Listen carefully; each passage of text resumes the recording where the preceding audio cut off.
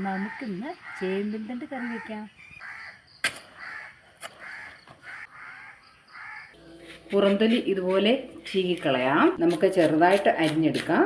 നമുക്ക് തേങ്ങ, മഞ്ഞൾ, മുളക്, വെളുത്തുള്ളി, ജീരകം ഒന്ന് ചതച്ചെടുക്കാം. ചെറുതായിട്ട് അരിഞ്ഞെടുത്തിട്ടുണ്ട്. അതിൻ്റെ കൂടെ സവാളയും അരിഞ്ഞിട്ടുണ്ട്. എണ്ണ ഒഴിച്ച കടുക് വറുത്ത് മസാല ഇട്ട് വഴറ്റി കറിവേപ്പില ഇട്ട് നമുക്ക് ഈ അരിഞ്ഞു വെച്ചിരിക്കുന്ന കൂട്ടം ഇട്ട് കൊടുക്കാം.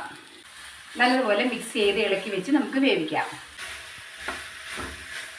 വറ്റലുമുളക്, കൊച്ചുള്ളി, ഇഞ്ചി, കറിവേപ്പില, തേങ്ങയും ഇട്ട് നമുക്കൊരു സമ്മന്തിയും കൂടി തയ്യാറാക്കാം.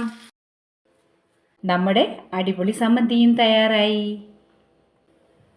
ആ സമയം കൊണ്ട് നമ്മുടെ തോരനും തയ്യാറായി. ഇതിനിടയ്ക്ക് ഞാൻ ചക്കപ്പുട്ട് ഉണ്ടാക്കിയിട്ടുണ്ട് ബ്രേക്ക്ഫാസ്റ്റിന് വേണ്ടിയിട്ട്. ഇന്നത്തെ ടിഫിനിലെ സമ്മന്തിയും ചേമ്പ് തണ്ട് തോരനും ഇന്നത്തെ ടിഫിൻ റെഡി.